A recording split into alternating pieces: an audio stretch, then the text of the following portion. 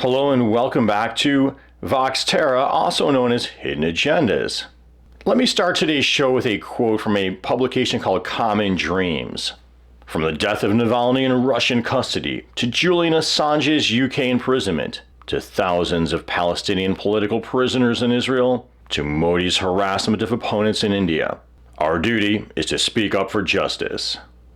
Now, my interpretation is going to have some overlap with that one, but some key differences as well. I'm going to look at what are obvious double standards, in my opinion, within the dominant thinking and our media environment, tie these events back to ethnic nationalism, to a lesser extent religious nationalism, anti-communism or anti-socialism, and climate change, or the pumping of our biosphere full of heat-trapping greenhouse gases, carcinogens, and endocrine disruptors, and pollution in general. Let us begin with Aleksey Navalny, formerly imprisoned Russian opposition political leader, now dead, many believing assassinated. And here, in this case, the US of A is calling for sanctions against Russia. Well, starting with that Common Dreams article, they quote Stella Assange, the wife of WikiLeaks founder Julian Assange, as citing that Navalny was not only a Russian political opposition leader, but she also referred to his, what she calls, quote, investigative journalism exposed the corruption of the ruling elites in Russia. Therefore, like Common Dreams, she's drawing a connection between Julian Assange's imprisonment in Britain and the US calling for his extradition there to stand on trial with the murder or possible murder of Aleksey Navalny, as they both are exposing corruption of the elites. But I feel there are some differences why Aleksey Navalny is more uniformly championed within our media sphere and dominant thinking than is Julian Assange. So citing Reuters, he lampooned President Vladimir Putin's, now people like to say it Vladimir, elite and exposed some of the opulence of the lifestyle of senior officials. He described Russia as ruled by, quote, crooks and thieves. Now, a number of sources point to Navalny as having a net worth of around $500,000, so he wasn't as wealthy as I was expecting, according to this. But interestingly, I think his parents apparently owned a basket-making factory. So I'm assuming now, or I'm wondering more accurately, was his parents owning that basket-making factory, or basket-weaving factory, a result of benefiting from the dismantling of the Soviet Union, the dismantling of that public sector economy, which then got sold off or given away to various private interests. Assets that were previously owned by the public of Russia and those affiliated with the Union as a whole, or by their government. Britannica cites that in 2000, while he was still a student, Navalny joined the Yabloko, a political party that promoted, quote, liberal democracy and a market economy. Now, liberal democracy, we've got a vague idea what that means. Everybody can vote and participate. Market economy, though, what exactly does that mean? Does that mean no public sector? What does that mean? Heavily deregulated so polluters can do what they want? What exactly are we meaning by a market economy? Notice, though, that in addition, he's promoting a market economy, not a return towards a socialist alternative. Now, here's where it begins to get a little hairier for Navalny. Reuters also pointed out that he participated in Russian nationalist marches in the 2000s, made calls for restrictions on immigration. His overly nationalist views prompted his expulsion from the liberal Yabloko opposition party in 2007. So right now we're beginning to see a figure that almost is feeling a little more Trumpian, a little more ethnic nationalist. Well, I got curious about this, so I went to Wikipedia, and Wikipedia offers citations for what it's saying. In 2007, Navalny co-founded the National Russian Liberation Movement, known as NARAD, which sets immigration policy as a priority. The movement allied itself with two nationalist groups, the Movement Against Illegal Immigration and Great Russia. In the same year, he released several anti-immigration videos, including one where he advocated the deportation of migrants. In one of the videos, he advocates for gun rights, compares militants from the Caucasus to cockroaches, and mimics shooting one who attempts to attack him. So here again, this is feeling a bit more Trumpian, or that ethnic nationalist vibe that let's focus on immigrants or so-called illegal immigrants, people who are not really one of, quote, us. Now, out of fairness, Wiki claims that in 2016, Navalny began de-emphasizing his past statements on immigration. And they point out that in 2021, the head of the Moscow-based Sova hate crimes monitor said that Navalny had changed, and his statements on immigration were a long time ago. Well, I'm not so sure about that myself. Now, as far as Russian opposition goes, downplayed in our media is what I would consider a truer opposition, those who actually oppose this entire massive wealth disparity, this entire system where the politics and the media are governed by wealthy elites or wealthy individuals and massive, powerful corporations. Or at least ideologically they are opposed to it, while not always in practice. That being the Russian Communist Party, who apparently is quite large and does win quite a few elections. Here's a 2021 Economist headline, which of course has got to take a little dig at communists. Lenin would be baffled. Russia's once tame Communist Party is becoming an opposition force. The Kremlin and the party's own leaders are worried. Christian Science Monitor, communists face rare crackdown in Russia, upending old balance, again from 2021. But these kind of stories, that kind of opposition, gets no attention in our media. And while Navalny is held up as opposing the corruption and these wealth inequalities, I believe that during that Soviet Union time, the wealth disparities between the rich and the poor were not as nearly as drastic as they are now. Everybody was basically a civil servant employee or civil service employee, is my impression.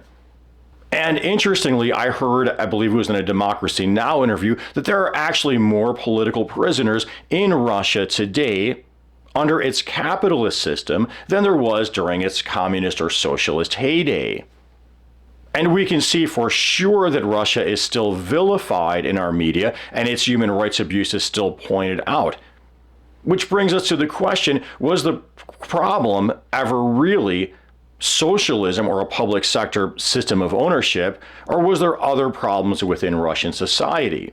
Also, it brings us to the question of, well, what was our role in dismantling that Soviet Union and allowing this, what now appears to be a very crime-ridden, economically disparate society to emerge from that? And the constant double standard in our dominant thinking in media of if something bad happens within a nation that's on our so-called friends list or a capitalist nation, those bad things are never portrayed as inherent within the capitalist system, inherent within capitalist ideology. But when bad things occur within a nation that is either not on our so-called friends list, or rather is on our so-called enemies list, and who exactly is deciding these friends and enemies, and why is there so little public debate about it, or a nation that is called socialist, when those bad things occur there, the media, the dominant thinking always says, see, that is inherently a problem within the socialist system, the communist system. But that same is not applied to inherently a problem within the capitalist system. Ditto for it being a friend or an enemy. And this is an inherent problem in that society. But if it's a friend, these are some problems they're working out. Again, a so-called friend. Because I want you to even question the nature of who's a friend and who's not and why, and what economic interest this really all comes down to, and does any of it really serve you as a human being, as an American, or whatever nation you are within. Now, we could just wrap it up there, but I did promise you I'm going to look at a couple of other cases. From Democracy Now!, assassination of Sikh leader in Canada highlights Modi's embrace of Authoritarianism in India and Abroad, September 20th, 2023. Well, Modi is India's prime minister, and I often hear him accused in the background of supporting pogroms or attacks on Muslims, supporting very anti-Islamic policies. He's often described as a Hindu nationalist. I've also heard it described in interviews on Democracy Now! That India's media is like the equivalent of our Fox News in America or Australia, wherever they've got Fox News, Newsmax, One America News, only on, quote, as people like to say, steroids. Meaning it's very brash and aggressive, and in my opinion, covering for the reckless elements of the business community within that society and internationally. And it was the Prime Minister of Canada himself, Justin Trudeau, who accused Modi, or at least the Indian government, of being behind the assassination of that Sikh leader, Hardeep Singh Nijjar, who is also a Canadian citizen. Yet to these double standards again, we see no call from the US for sanctions against India, against Modi. Modi treated as a friend under Trump, I believe, and a friend under Biden. While Modi's language is more similar to Trump's with his focusing on Muslims, Biden is sort of a kinder, gentler version of Trump in this regard. The human rights abuses are alleged, at least, and we don't really need to get into that, but there are these alleged human rights abuses are justified or dismissed within our dominant thinking in our media because, hey, we, quote, need him as an ally against, quote, China, the, quote, threat from China. Well, imagine this whole situation could easily be flipped around. India, what I have heard it vilified in the past, could easily be vilified again, and we could say we need help from, quote, China to contain India.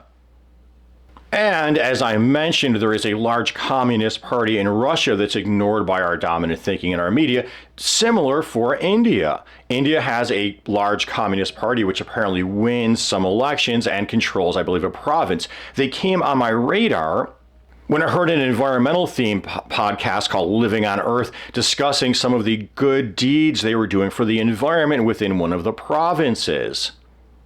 It was a very timid noting of them as a communist party, by the way, fitting with our dominant thinking in our media environment. Nothing good from them. So I hope we are beginning to see ethnic nationalism and to a lesser extent religious nationalism. And I say to a lesser extent because really with religious nationalism, anybody has the opportunity to join that religion somewhat, depending, not always, actually. But with ethnic nationalism, you're really just judged by if you're one of, quote, us or not by some bizarre group consensus. But we're beginning to see these forms of so-called nationalism as not really serving the people, but serving certain dominant economic interests. And the main dominant economic interest I look at in my shows is that of what I call the reckless elements within the fossil fuel, petrochemical industries, and the defense industries. War, a heating planet, poisoning of the biosphere. And as promised, Julian Assange. How does that tie in? Assange, WikiLeaks founder, known for exposing US and friends, killings and murders, if you will, and tortures throughout the Middle East, as well as accused of sort of doxing some people within the defense establishment, those working for the CIA maybe. Well, that Julian Assange has been on what we could call the target list of the US, starting under Trump, and then it continues under Biden. However, notably under Trump, because we're talking about the condemning of Russia for this for this alleged assassination against Navalny, which very may well be the case. Interestingly, under the Trump administration, and I feel underreported in our media, let me cite you this Guardian news headline.